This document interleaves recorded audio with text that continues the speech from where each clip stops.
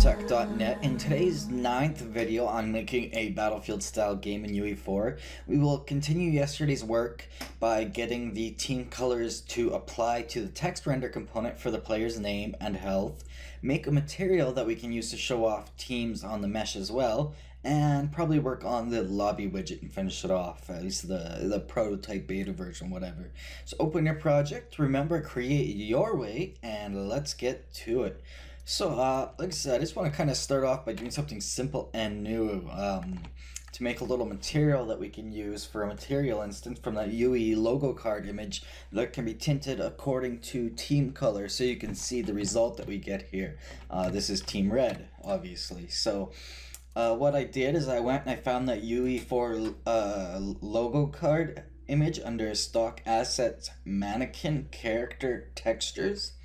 And then I just right-clicked and created material from it, and I called it M_UE4 logo for teams. So if we open that material, I have 3 different ways of masking I just wanted to show off really quick. So,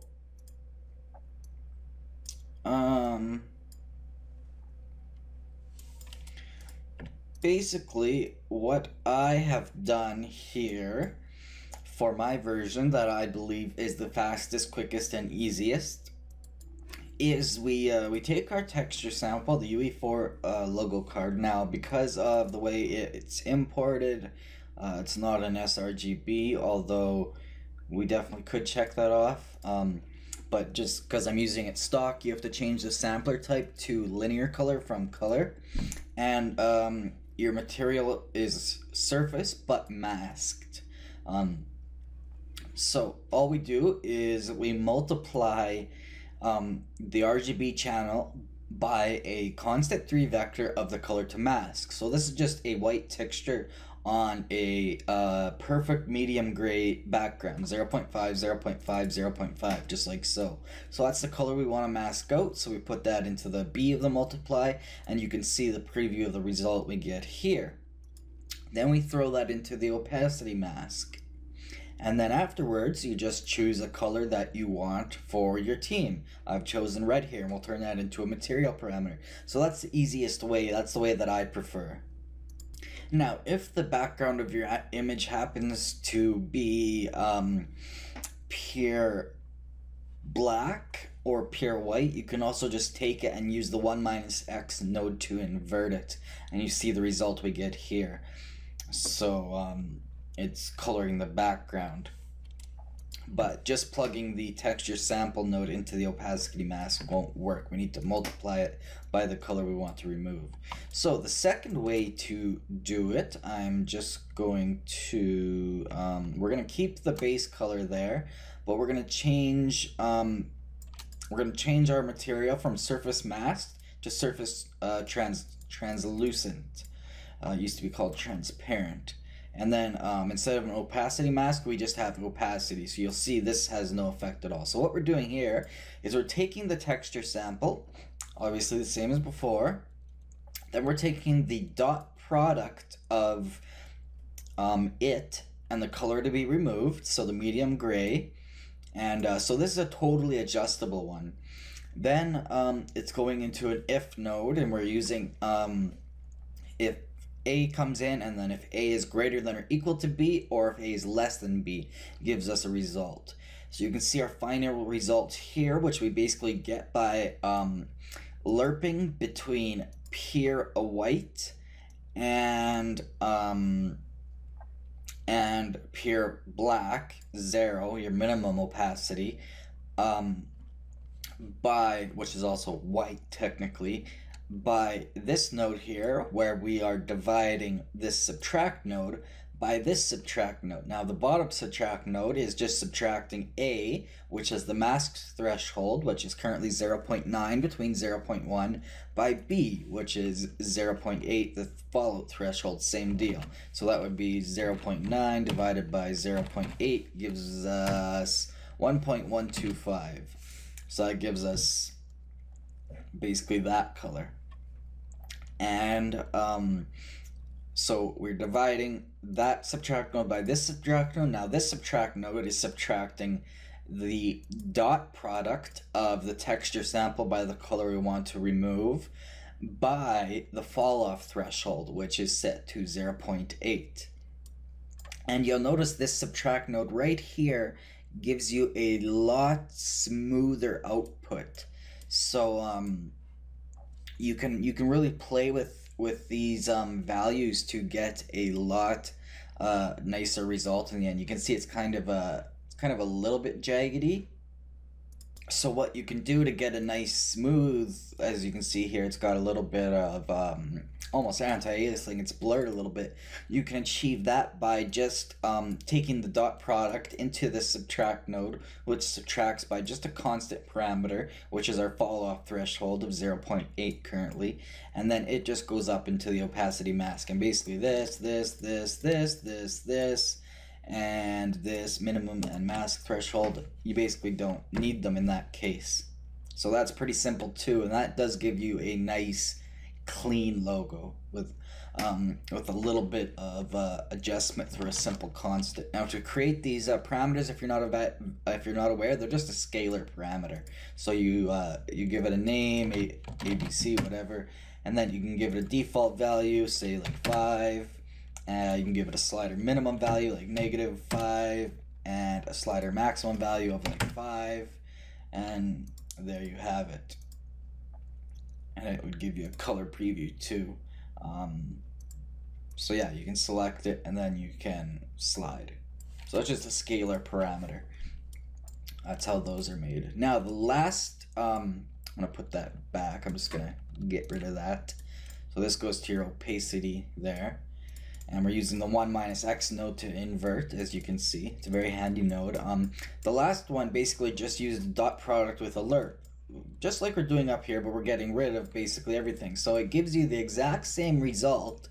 It just doesn't give you the adjustability and such from these three scalar parameters. So all we do is we're taking the texture sample and doing the dot product of the color to remove again.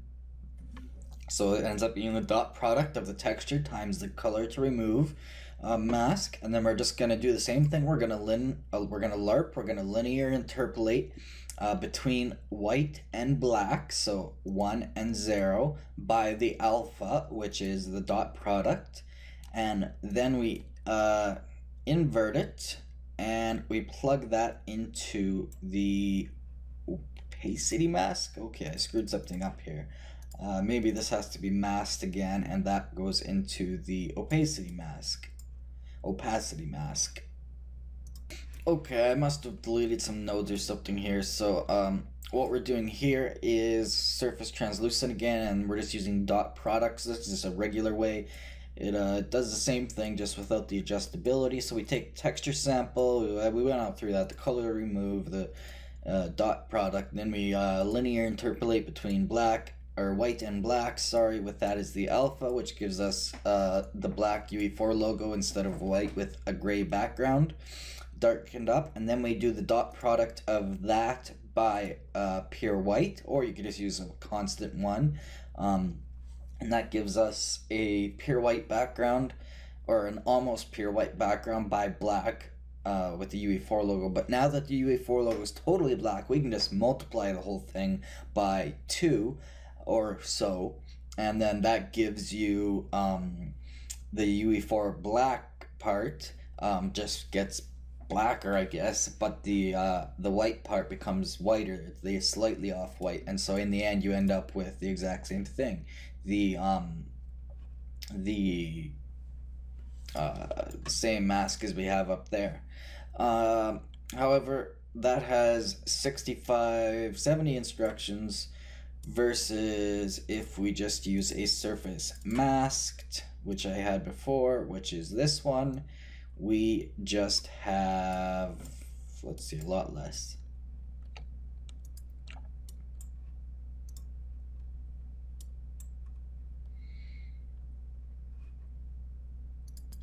$33 instructions, so that's a lot easier overall, and it's not as smooth. It doesn't have the smoothing of this one, but it will work just fine. So we're gonna right click on this vector, this 3 vector, to choose a color. We're gonna convert to parameter. We're gonna call this team color and save.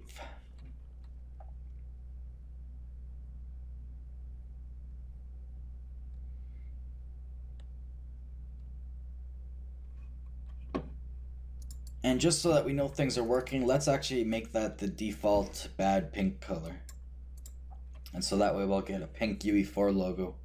There we go. And so yeah, now that's an actual vector parameter that we can adjust from blueprints. So yeah, make sure that's saved. And then we can close it. And I'm actually going to drag that into our materials folder. Move there. We're going to check for redirectors by going to filters, miscellaneous, redirector. We're going to uncheck that, or sorry, check that.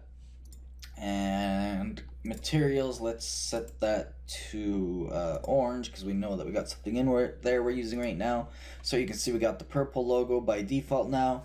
And as we change that, it will of course become different because we're going to go to our materials folder now. We're gonna right click. We're gonna we already got team materials folder, right? Let's set that to green again. Let's put that material in there. No redirectors. So material UE4 logo for teams. Let's use that. So we're gonna create a material instance called MI UE4 logo for teams, just like that. Make sure team color vector parameters checked off, save, and we're good to go.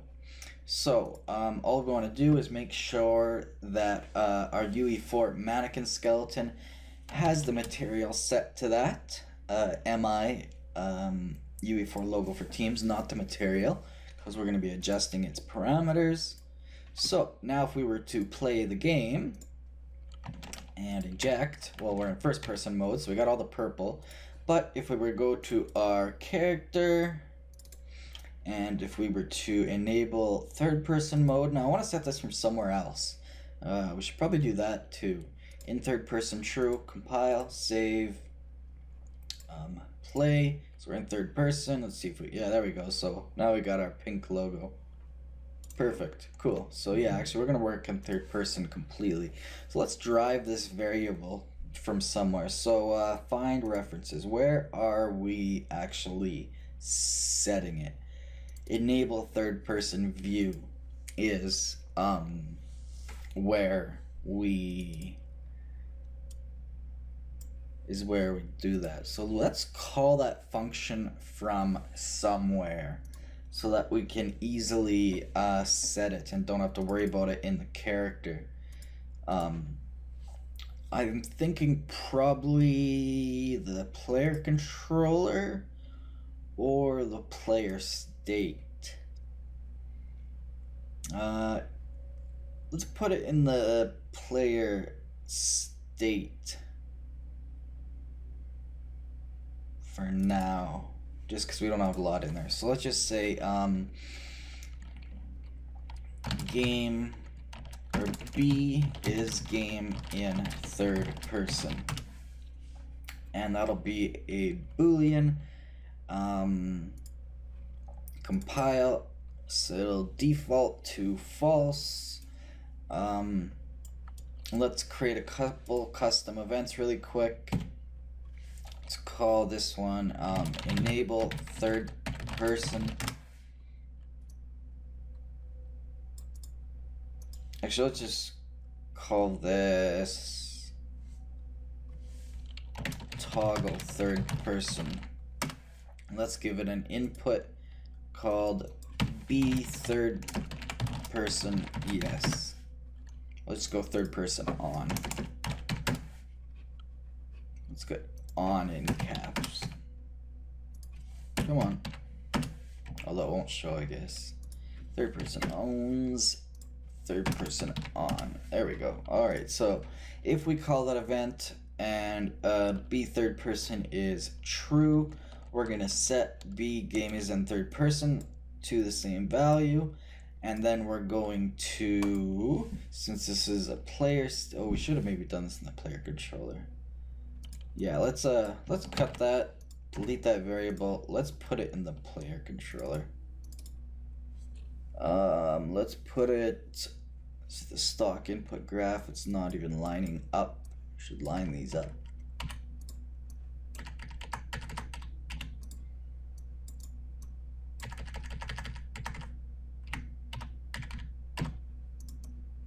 That's better. Let's throw it down. Let's make a graph called configuration.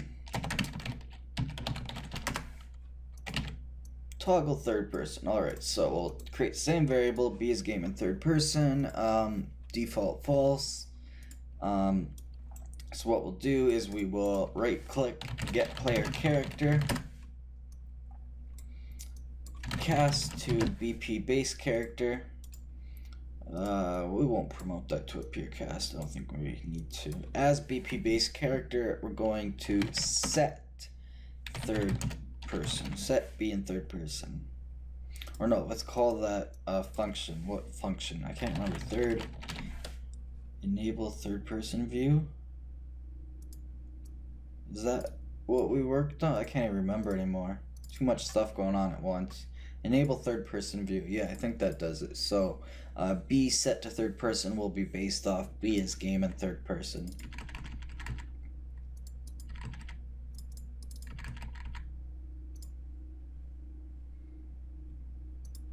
You know what? We might even be able to. Yeah, you know what? I'm gonna change my mind again.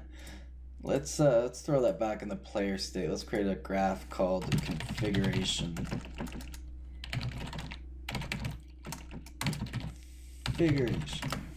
Paste that in there. Changing my mind all over the place. So recreate that variable. Delete the one from the player controller. Compile save.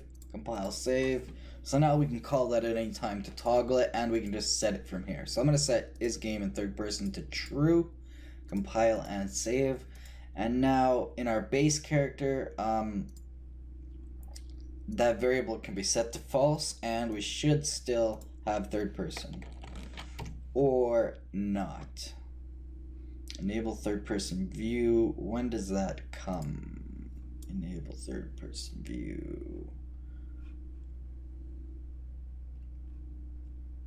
It doesn't. It needs to be called. So event begin, or on the event graph in BP player state, let's do an event begin play. So when this player state is basically brought into the game, so when the player is respawned, or when a new player state basically is created, then we want to call that function. So what do we just call it? Toggle third person to B is third person. B is game of third person. And of course we can just call that if we need to from another function by enabling it manually, but I want to drive that through this variable. So now it should set us in third person no matter what. So yeah, third person, even though the variable by default in the game is first person. Then if we set it in our player state to false, compile, save, play, then we're back to first person.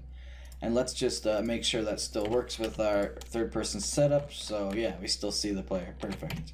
And if we play in come on, if we play in third person, we should see the exact same thing.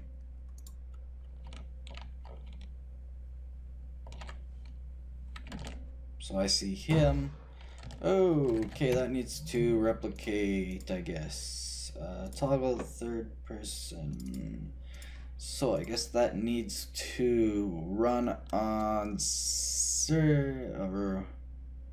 owning client. Should be reliable. Might have to do a better setup for that. So we're gonna need to. We can still set that variable no matter what. We can get the player controller, cast BP character. Let's take that part. Leave this rewrote back here. Sorry guys, I didn't think about that. we will do a switch off. What button? This one? Yeah, switch off. So authority will simply do this, and remote should be able to just,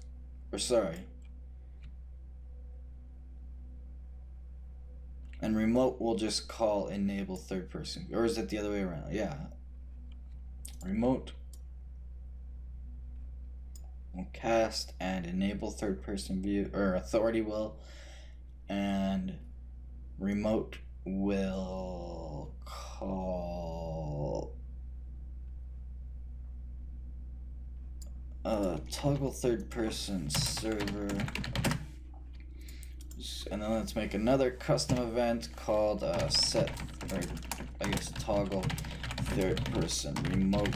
We'll just leave a little note. I guess we can't. And this will run on server from the client, reliable. So from the client, the remote will just go ahead and do that as well, and the remote will simply just call that event. So remote will just call toggle third person remote. Let's check that out. Compile, save. So is game in third person? Yes. So we should see third person. No, I am still in first person, although I see him, and I'm third person on the server. So let me figure out which way it's gotta go. Actually, I totally changed my mind, guys. Let's delete this event begin play toggle third person server. Let's delete these game in third person. Let's go to this event, these custom events. Let's delete them and delete that. Let's put it back to stock. I was going the right direction with the player controller, so let's set a B player, or should player be in 3P. Compile and save, and that's fine just the way it is. And then go to our character. Like I said, I forgot about a totally useful node. I'm in custom events and damage. I'm gonna right click. I'm gonna add a new event. Actually, this should maybe go in the event graph since it's a stock event. So let's put it underneath event begin play, which is on this row. So event on become view target. So as you can see, when this actor becomes a view target for the given player controller. So this really doesn't have anything to do with networking at all. So it'll happen locally both on the server and on the client. So what we want to do is we want to get the player controller, so I'm just going to reroute there, and then we want to cast to it. So we want to cast to BP player controller, but only, so put a branch in there first, if true is the condition that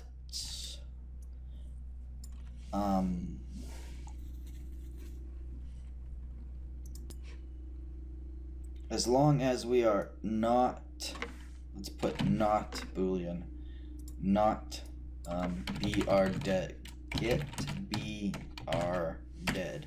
As long as we're not dead, or wait, br dead is false. So br dead, if we're alive, that means false. So this would give us true. Yeah, okay, so that like that. So br dead not. If true, then we cast to our player controller, and then we want to do one check, a branch. We want to make sure that our local player controller is local.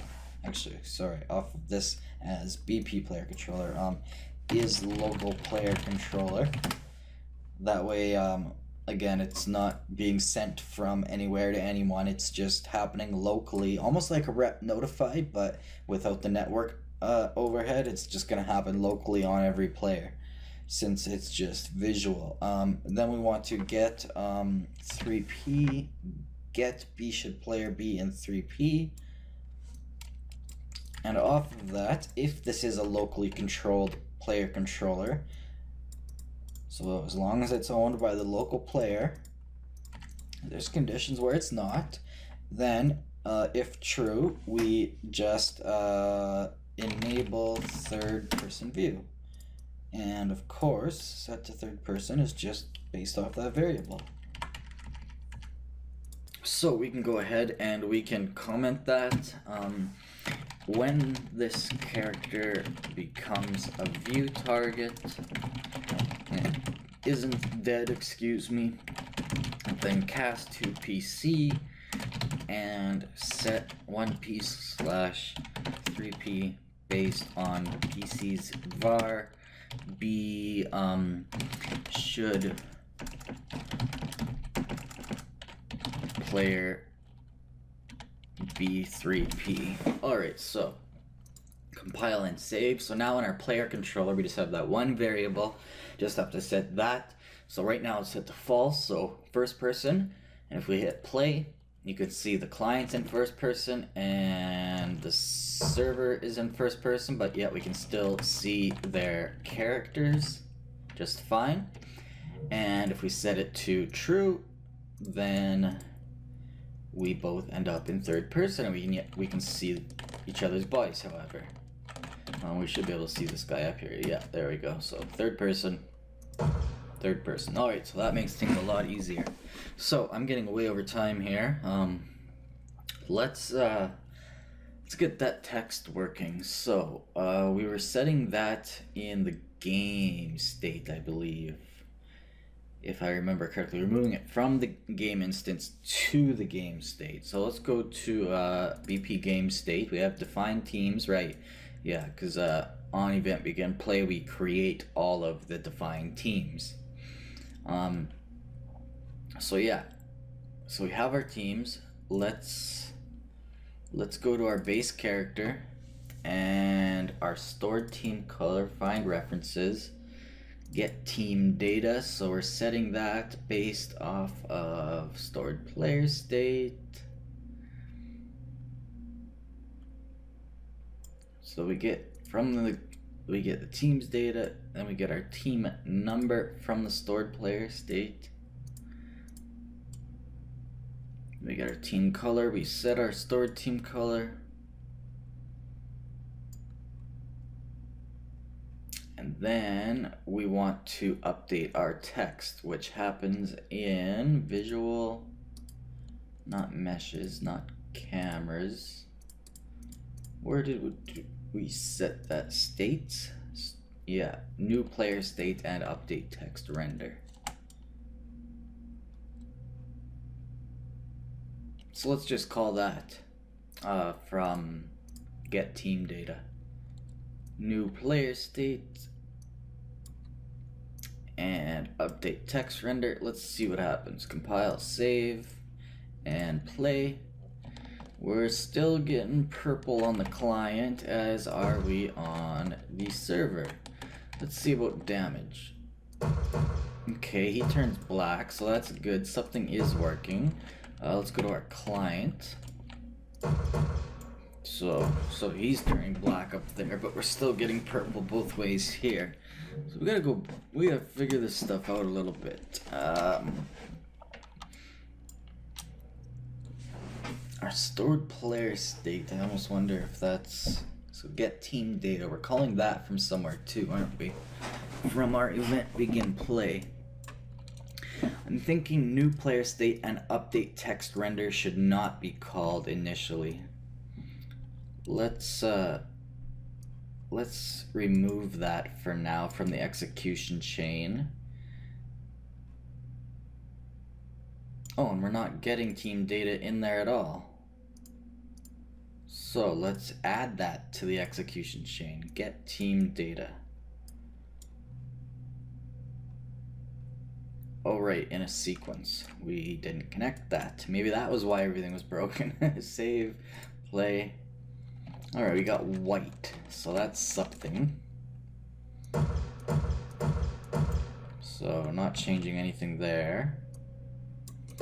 But we are changing black. Okay. So we are getting black, which is something, but we're not getting a player state on set car mesh. There is no stored player state at that point. So we need to get team data much earlier, I think. Let's do that almost, actually first I'm thinking. Let's get team data and then call new player state and update text render. And since that's getting called there, we don't need to call it in here anymore, I don't think. Compile, save, let's play. Okay, still pink. Not changing colors there, well it is changing on the server. So we might need to replicate that. Let's get it working with just one person first of all. So we got pink. So let's step back a little bit. Let's figure stuff out.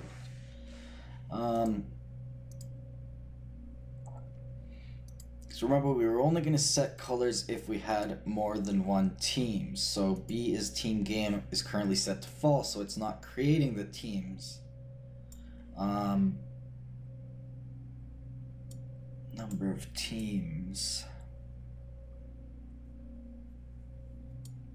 Oh, okay, so that is, let's see if it's spawning the defined teams. So BP team red and blue. Let's make sure it's spawning that. So play. Let's look through here. Team BP team red. Okay, so it is spawning them. So that's good. So it is spawning them because we currently have the game mode set the number of teams to 2. We're replicating if it is a team game or not. And teams data, I'm thinking maybe that's where things are going off. So teams data, let's do a little test here from the base character.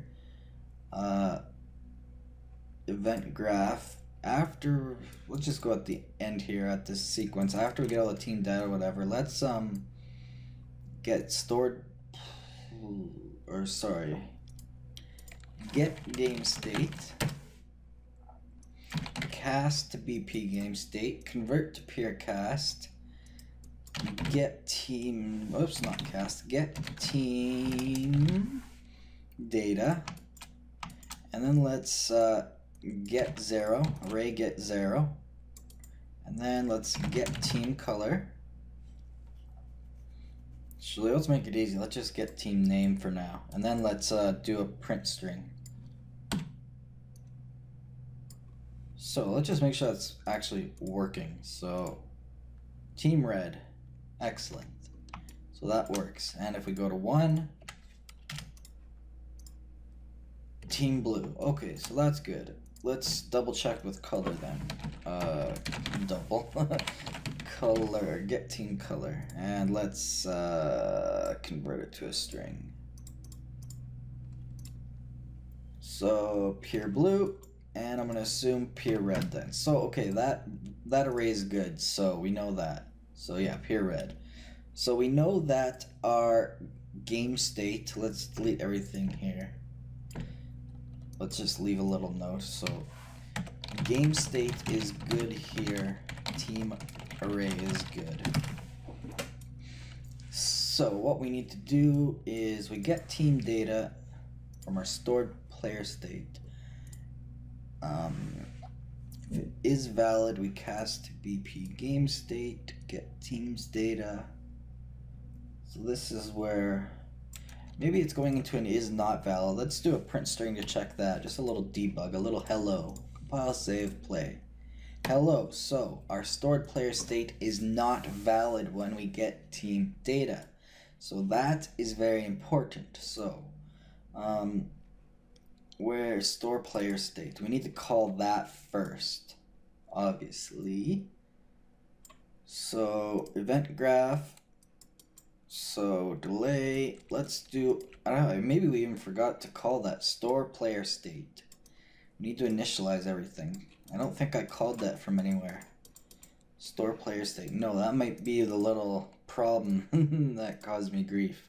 And there you have it, red. Okay, very interesting. So that's working now-ish. Let's double check by changing our team. Although we can't really without...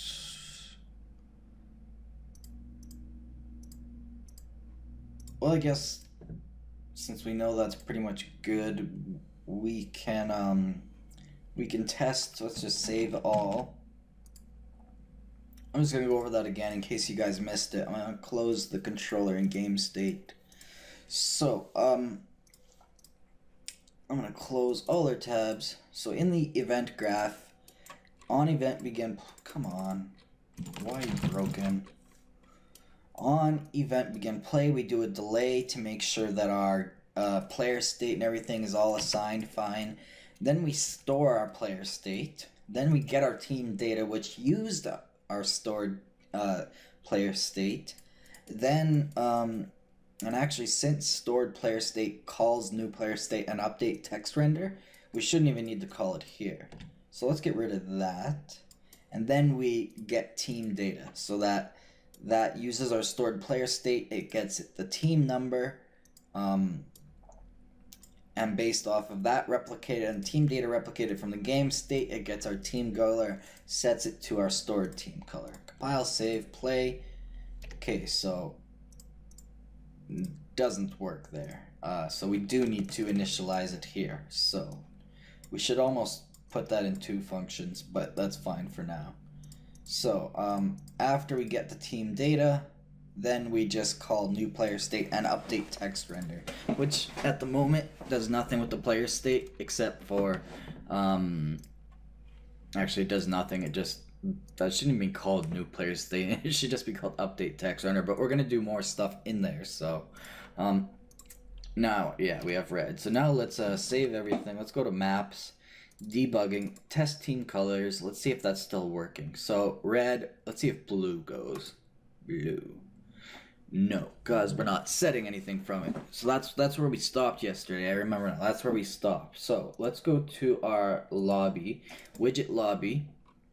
So we need to take that value and store it somewhere. Now we were storing it in the BP game instance. So instead,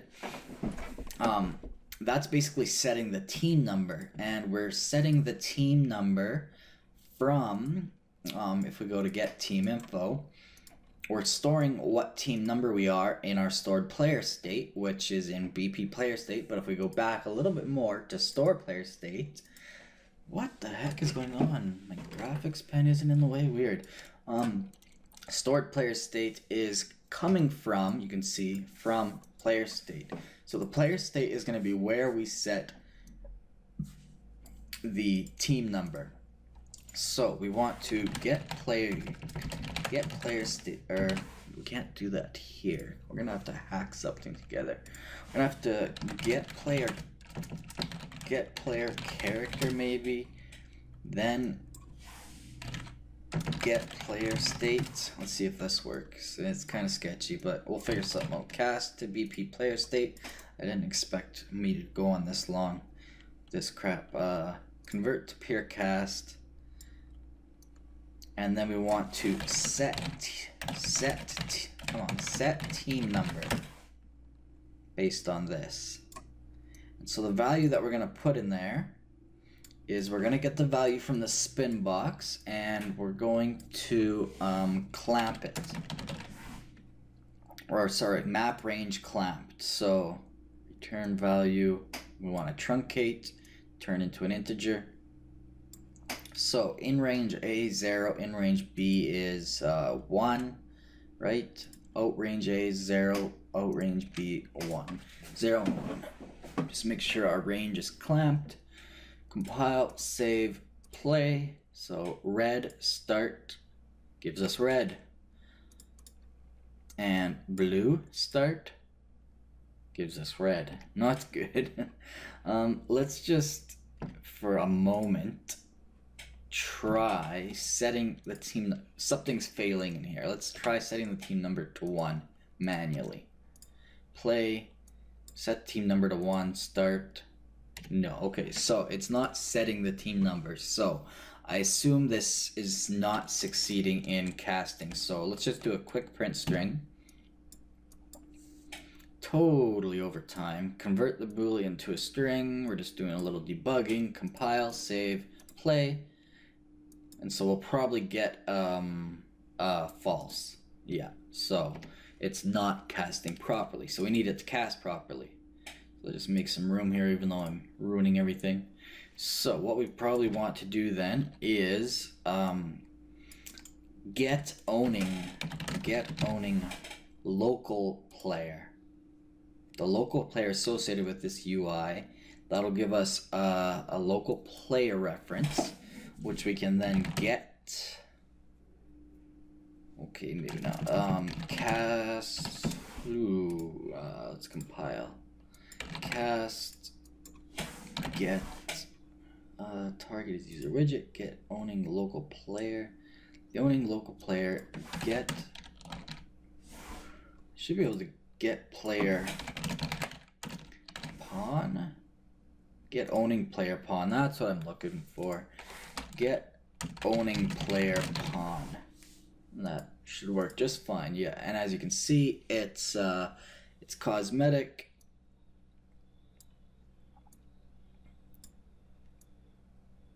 And so what we can do with that, however, take a pawn reference, plug it into the player state. Let's see if that becomes a success. I might have to do an impure cast. Compile, save, play. So we should get a false or a true. False, okay. So let's go the other way. Let's get player state based off of this. Get player state. We can't just get team number because the player state's a default value from something. So we need to cast this pawn into our character. So cast to BP base character. As BP base character, we want to get player state. Then as that player state, we want to cast to BP player state. So let's see if that works. So we should get a true or false here.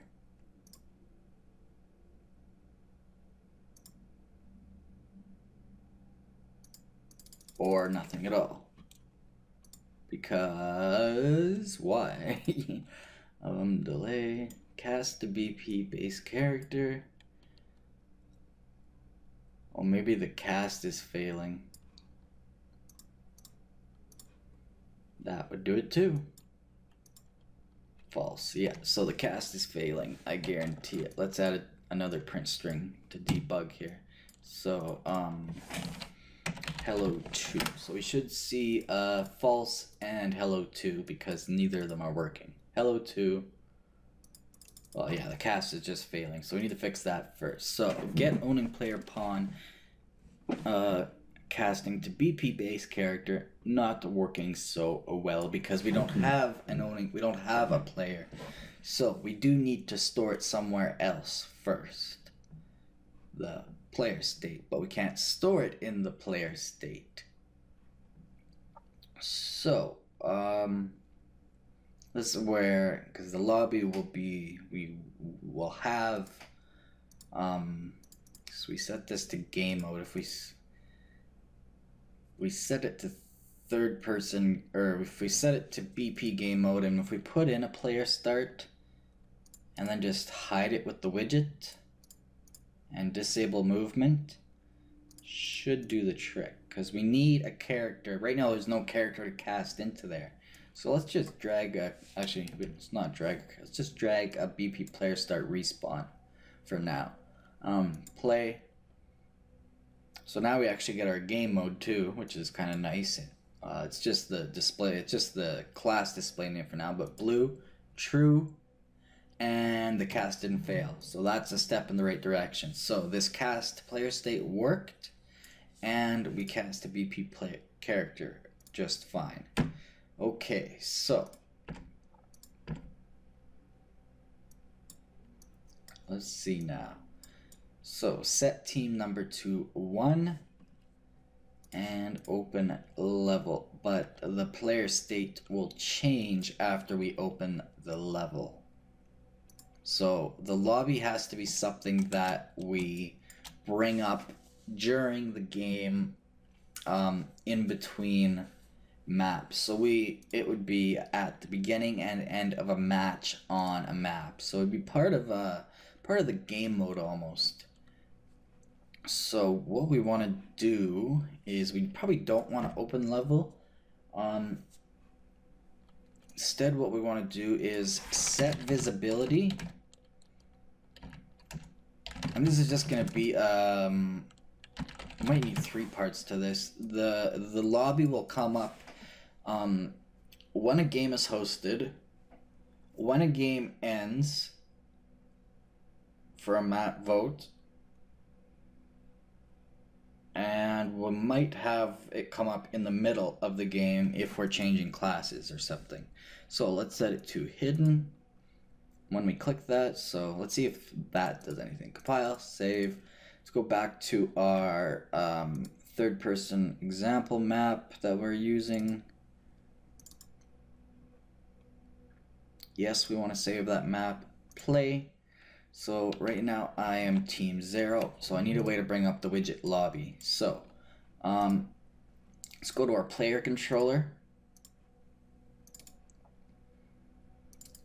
event graph. So we want this will just be temporary, so let's just go L, because we'll be calling it through the events match end and match start. So and different game states once we get there, once we reconfigure the multiplayer Steam setup. So create widget, should have copied to another level. Create widget lobby. Make sure the owning player is self. Return value, add to viewport. Alright, so compile, save, play. So we have red, L for lobby, Shift F1. I need to remember to enable that. Start. Now it's not updating the color, but if we fire on someone, it should. So let's try that. 2 players, because that updates the text, if you remember. So I'm gonna go L for lobby. I'm going to set my team to 1. Start. Now shooting him changes him to black. Shooting him changes him to black, and we just got a message. Oh yeah, damage, right? L for lobby. Set my team to 1. So he's still black, and he is still red. We still got some more work to do.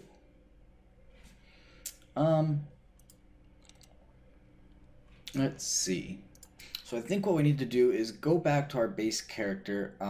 We store the team color, but we store the player state. We should store the team data, because we get the team's data, and we can get the team number off of the stored player states. So get team data. So as BP game state, let's get the team's data variable. Let's forget team color and set stored team color. Let's delete that. Not yet, I guess. Let's promote team's data to a variable called stored teams data, I guess. So let's connect that up here. Right now this is only being called once, so let's just add a string called get team data cast failed BP base character. So we got stored team data. Perfect. Yeah, we'll leave that for now. So new player state and update text render, stored team color, forget that. Instead, let's use our stored team data, get. Let's do an array get, and get our, not player info, our stored player state, get, and then get team number. And then we want to get team color. and plug it into set text render color. So that'll happen whenever that is called, and on damage. Let's fix that. We should integrate that into one function actually. But where do we set damage? Right in here. So where are we setting it? Right in here. Set text render color. That's why I was setting to black because we had no input. And yeah, oh, that's only getting set. Deal taken damage. Set debug info. Where did we call that from? Deal taken damage, right? No. I know that we call that from somewhere though. Set player debug info. Find references. Yep. On rep health, right. So that's where we're running into problems. So the authority is only setting the text render info.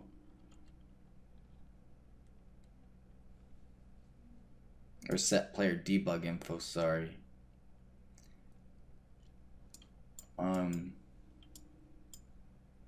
So we can actually probably get rid of that switch.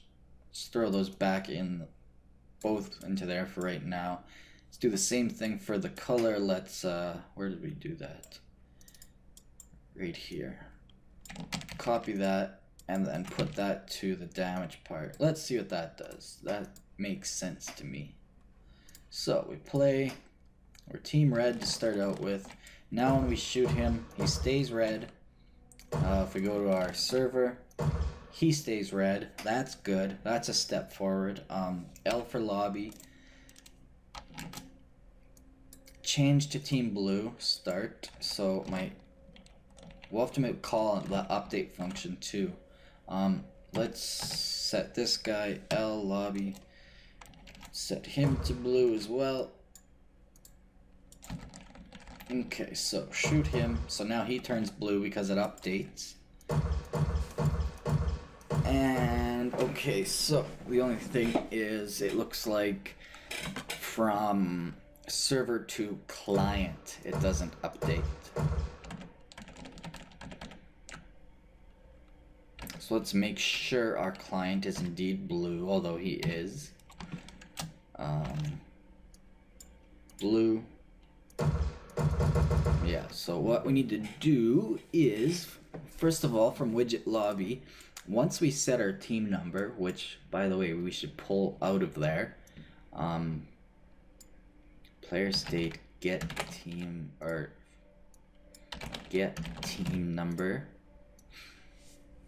set team number. Oh no, we can't do that yet. Right now we have to do it manually. Yeah, right now we're just working with blue, just pure blue, team blue. What we need to do is we need to take the base character and team, or what is it called, or state, new player state and update text render, which is just update text render right now. Let's call that after we set the team number. So let's check it out. Play. So now when we go lobby, even if we select red, since we're setting it to blue anyways, it should set us to blue. Perfect. And the same with him. See, I'm trying to do too many things at once. That's why things are not going right. Okay, so server is not seeing client's team color, even when shot. Client is seeing servers though. So that should be replicated to some degree. So I'm thinking team color. Set text render color. Yeah, you know what? We're gonna have to do this differently. If I replicate the stored team data and the stored player state, it kind of works. but not so much. We're gonna have to backtrack a bit. This whole setting the text stuff is a little more complicated than it needs to be. What we should do is have a widget that pulls health off instead of this text, and we could have player names above their heads. But for now, I'm gonna set these back to the way they were, non-replicated. The stored team data shouldn't be an array. Although the one thing I can think of is if we go to the event graph and make an event tick, there's one thing we are forgetting. Player states and game states don't immediately replicate. Networking takes time. So what we could do is we could go into event tick and make a sequence.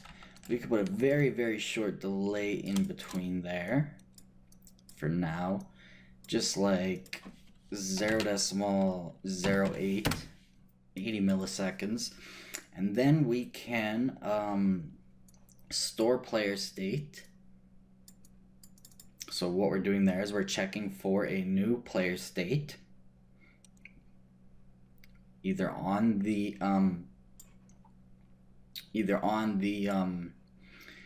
character or on the player controller, and we can update text render, aka new player state and update text render.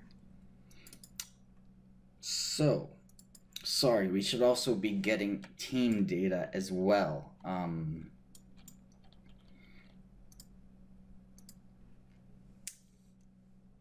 Since this is getting called in there. So actually, let's just do it. Store player state and get team data. We should be doing that like almost every frame. Let's try that out. I'm thinking that might help. Hit play, we're red. We can see both of them up there, so let's change it. L for lobby. I can still move. We need to disable movement. We need to just step back a bit. But so I'm blue, but the server isn't seeing that. If I shoot him, I don't see it. And if I change from the server to blue, I'm blue. But the client doesn't see that until I shoot him. Even though we're checking for that every frame, it's not replicating. So that needs to, all that info needs to replicate properly, and it's not exactly. So, let's work on, we have this player state just fine. Player state's working fine as far as I know. But the get team data is not. This kind of not done well. So we should do what we were doing before. All of this, and make sure our team data is actually valid. So what we want to do is, off of the stored player state, we want to get team number. And off of the stored team data, we want to, well, for now, let's just do an array get. We're going to have to change this from an array, but let's just do an array get 0. We want to get 1. Are we doing that somewhere else, an array get of the stored team data? Because that would break it too. Let's find all the instances of this. Stored team data, get team data. So just that one. Get stored team data, get stored team data, get stored team. Okay, that's fine. So off of 1, let's just test this. We want to check get team number, and we want to see if these are equal. So if that is equal to the replicated player state team number, then branch, and only then would we want to update it. So we should probably not set it there. We should do that. And we should only update that if those match. So team number from stored player state. Where's our player state? Info teams. Team number by default is 0. Let's do a little bit of quick testing. Let's make an event tick. Let's do a delay. So every 5 seconds we're gonna do a print string, which is gonna print the player number. So let's just do an append. Player state team number is this. So we'll check that, and then we'll go from our character. We will do an event tick that sets that, and that needs to be wired into there too. So event graph tick get team data, then let's check our stored team data. Let's do an array get. For now we're just checking team blue, and print string, whoops, print string get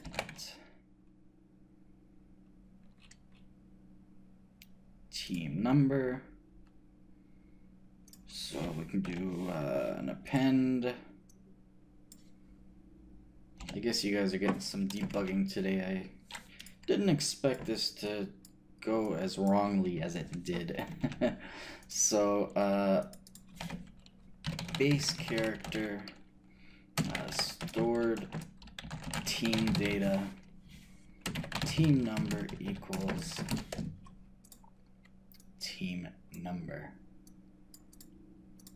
Alright, you know, maybe we need to replicate that. I didn't think about that. But anyway, let's check this out. We are spawning them. So, as you can see, client, server, client 1, team number is 0, server, they're both team 0.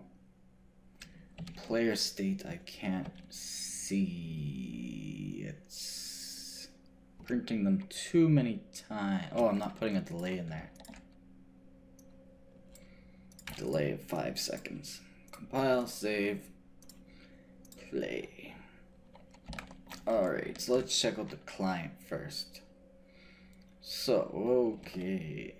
Player state team number 2 on the client. Player state team number 1. Why are we getting 2 and 1? Base character stored team data team number equals 0, even though it should be 1, right? So team number equals 0, 0, stored team data. So on our character, stored team data or stored team number is 0, even though it should be 1 for blue. So stored team's data is not doing what it should. Let's set it to replicate. Let's set it to transient as well and see what that does.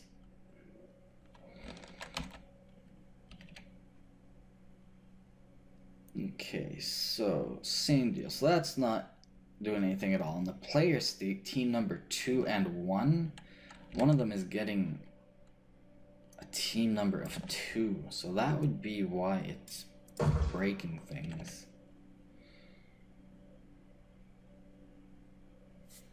I don't know which one is which, but let's play it as just the server.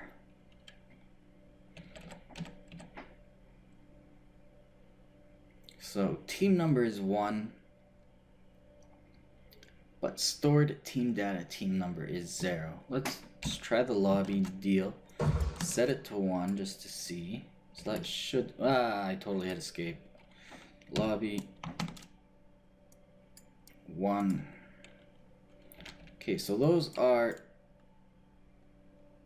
staying equal.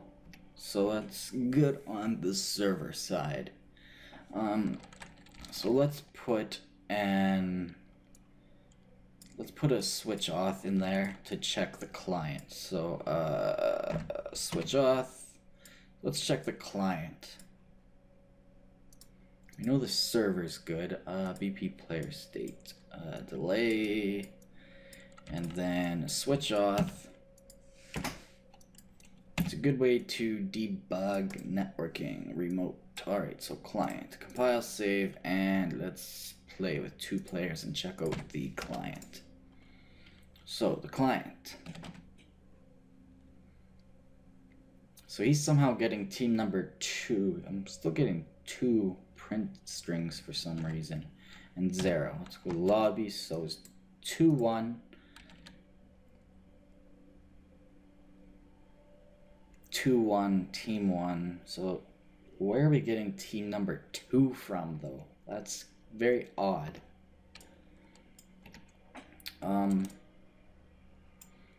Yeah, so I think that is still completely broken.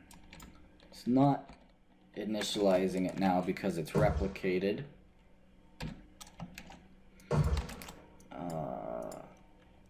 Even if we change it,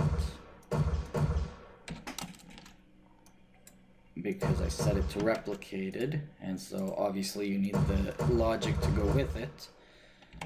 So the client, I guess, can see everything, but not the server. That is very interesting.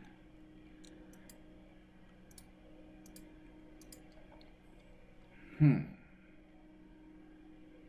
gotta backtrack quite a bit, I think. In the character info, stored teams data, BP teams data,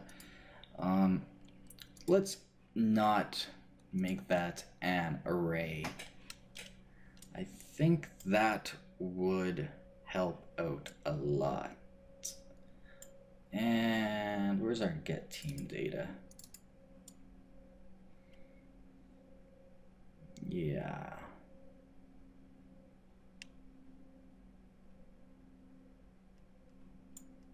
So what we're going to do is we're going to get the team number off of the stored player state, and if it equals, we don't want to check the team number anymore. We want to check, because this is an array in the game state of all the teams, but does our player state team number match up? So what we can do is we can check if this equals as an object to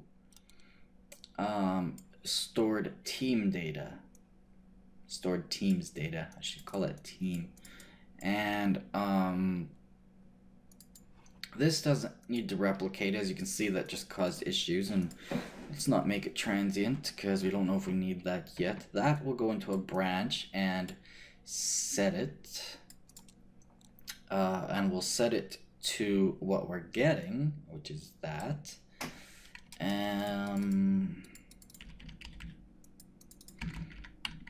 So if it's not equal to what we have, which it won't be at first, then we don't do anything.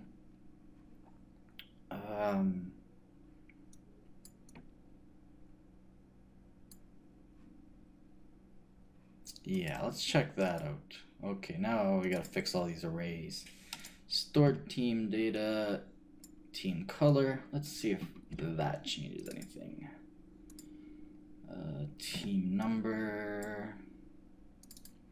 Could probably get rid of those print strings, but yeah.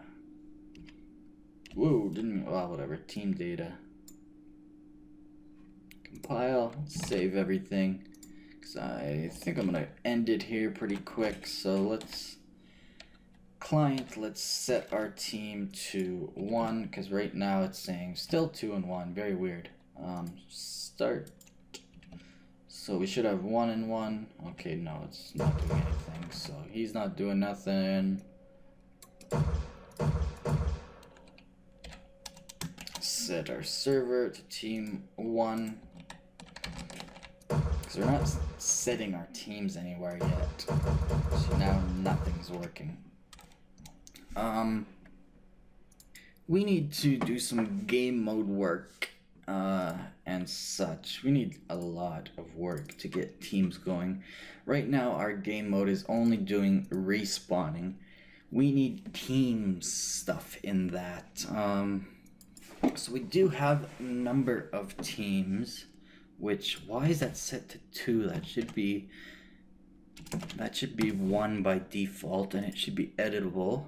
Compile, and we aren't setting number of teams based on, although we did that in another place. See now,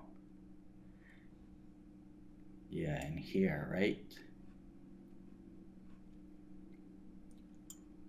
So see, that comes off of BP game mode, number of teams if it's greater than 1. So we set that to 2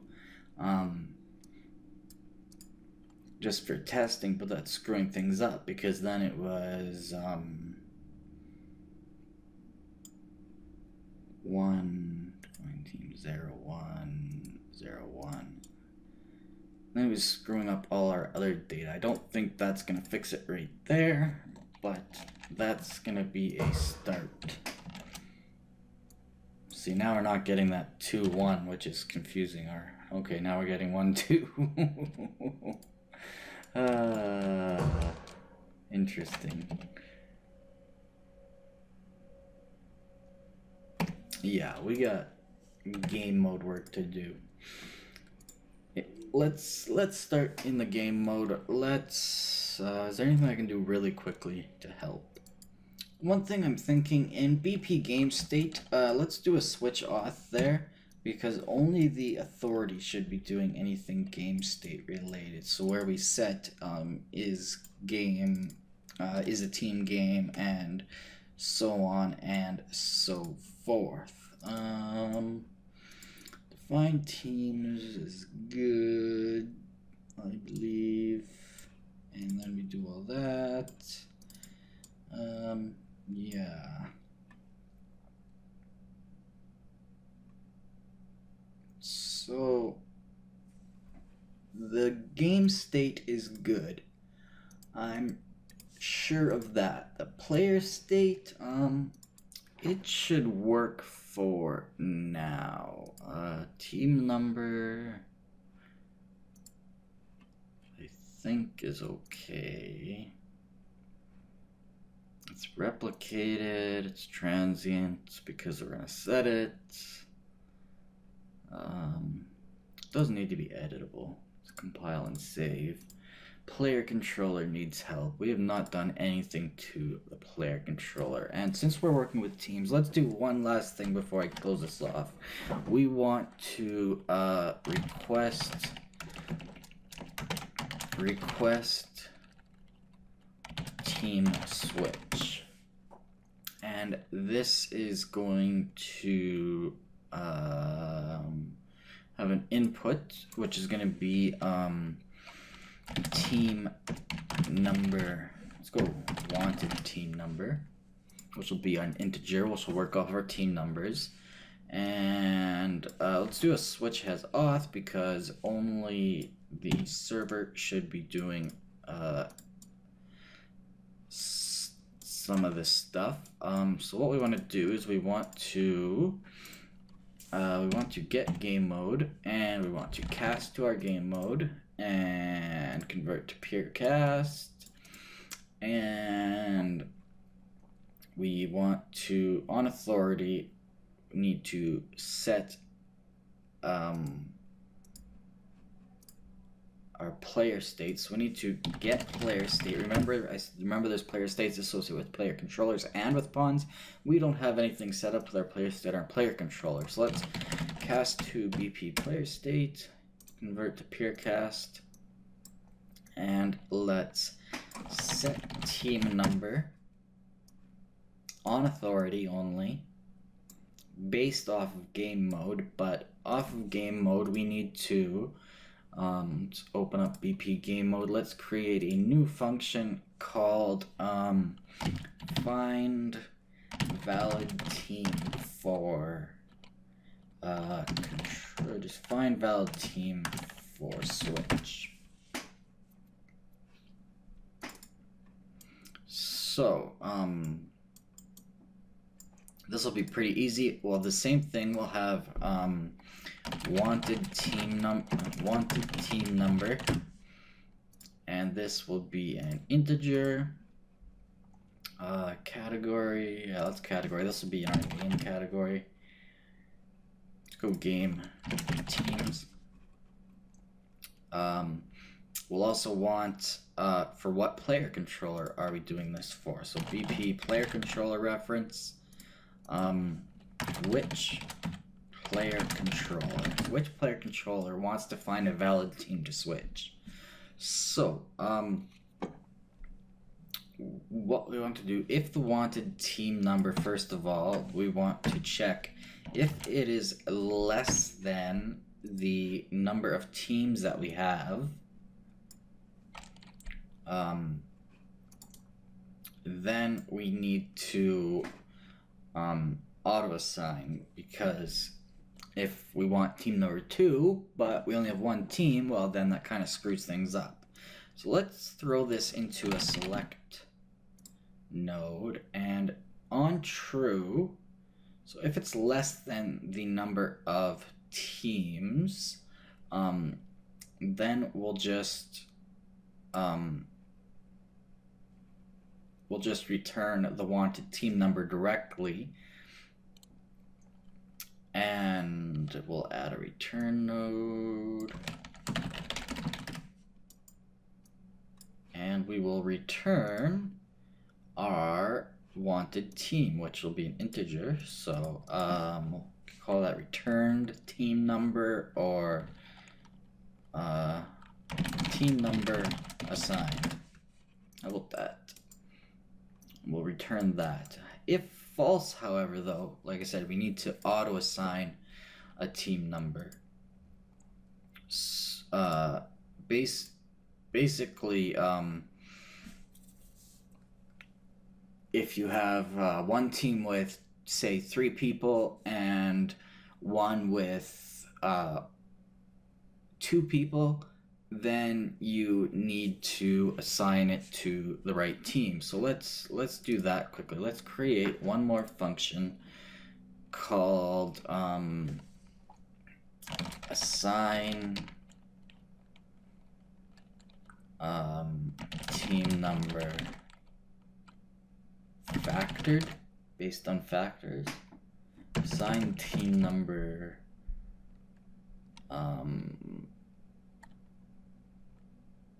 based on size of team. Assign team number sized. I like that. Okay. So since we're working with player controllers, we need a BP player controller reference, and let's call that PC that wants team assignment.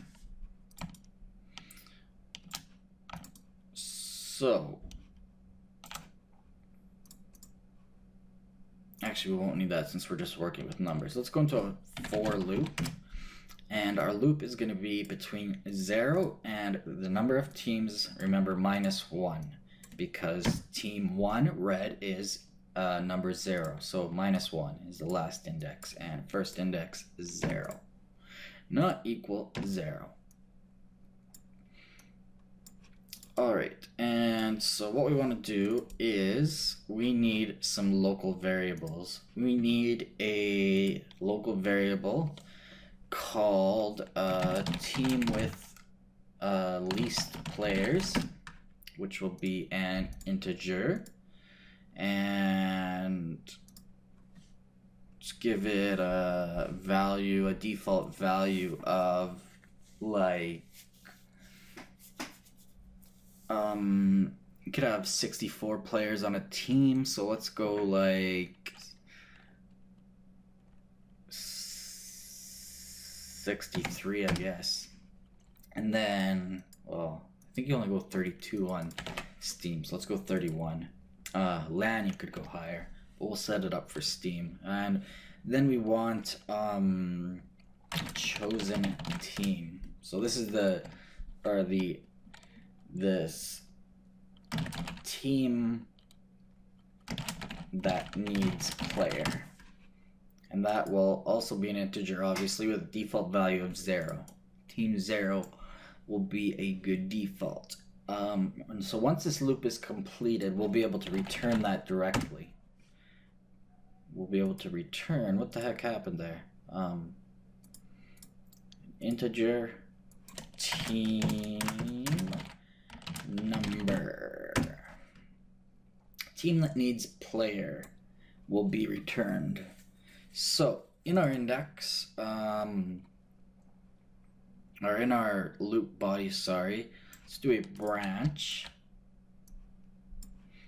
Let's go team with least players, get that, and we'll do a funky little thing here quickly. Let's get game state, cast to BP game state, convert to pure cast.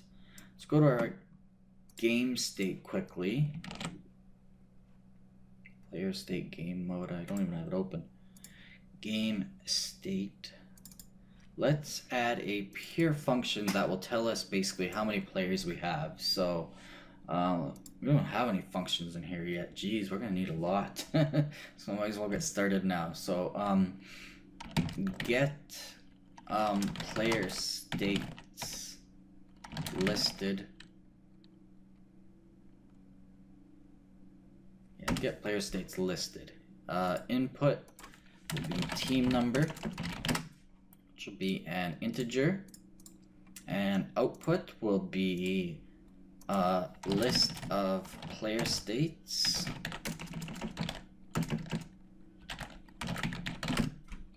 which will be an array of BP player states, and we'll have a boolean, which is the are the teams, are teams tied. Alright, and we're gonna need some local variables. We're gonna need a I need a B teams tied. We're going to need B added state. We're gonna need player states out, which is gonna be an array of BP player state references, and do the same thing. Let's just unarray it. BP player state. This will be the active player state check. Alright, and make sure these are both false. Okay, cool. So let's start with a for each loop. So for each, and we can just get player array. That is a list of all the player states that we have in the game. So we can work with that. That's a default value. We know that's going to work. We're going to need our team number. So let's reroute that. It is going to be needed most definitely. And once we're done, we're going to be doing a branch. And we're going to be checking player states out. Let's get that. Let's get its length. We're gonna definitely need to check if it is greater than or equal to 2. Is there at least 2 players? If true, set. Change teams to be player ranking tied, and our output will be BR, mixed up teams with players, our player state ranking, our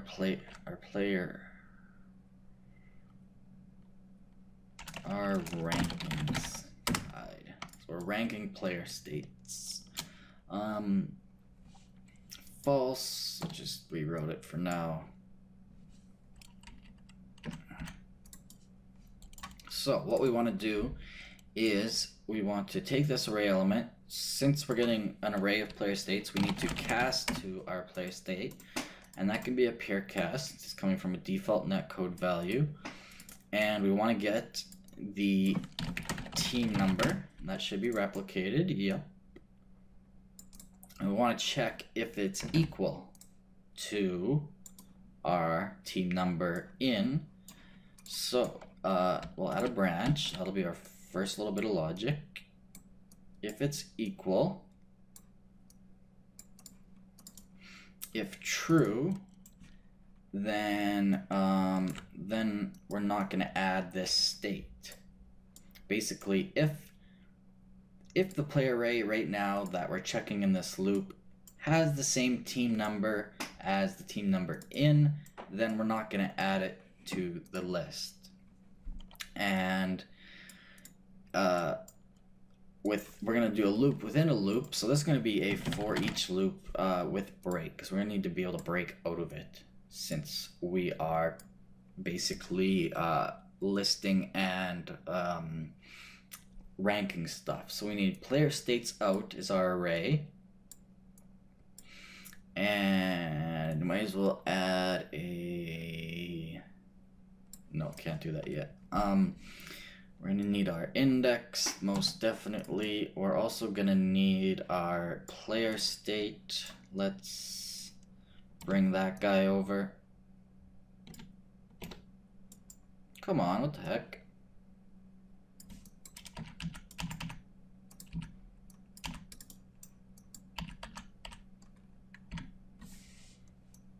Let's drag him down here.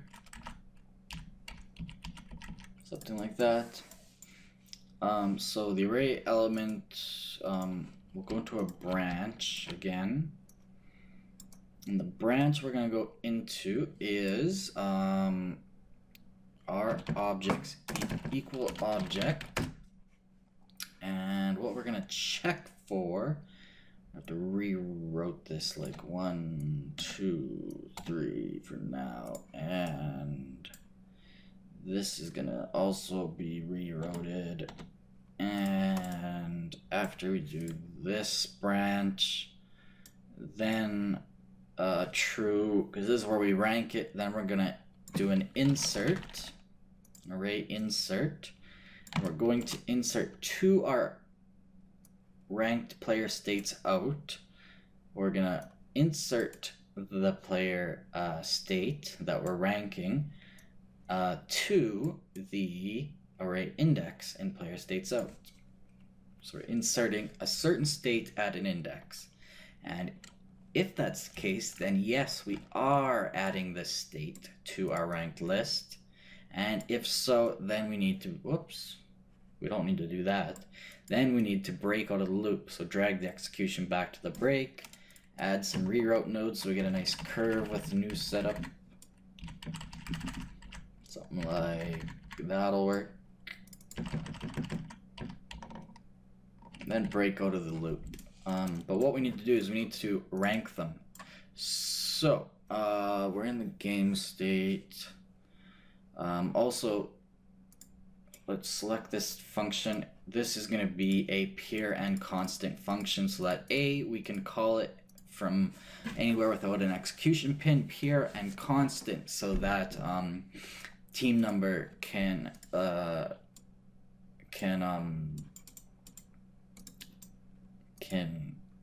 doesn't need input, basically. So we're gonna need another function called sort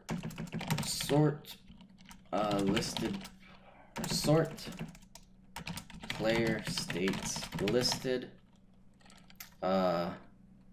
by score, or by KD ratio. So this is all gonna loop back into the whole team idea. So this is gonna have two inputs, and we're gonna have BP player state. So this is where we're gonna compare two player states. So BP player state reference, BP player state reference, and we can go player state 1, player state 2, and this will also allow us we'll also be able to use this function to work on a scoreboard, but I'm not going to start that now. We got too much going on as it is. So let's reroute this in, give ourselves some space like so. Currently our player states I don't think has any information. Let's go to our player state. Our player state's going to have kills and deaths, and those are both going to be integers. Pretty easy. Compile.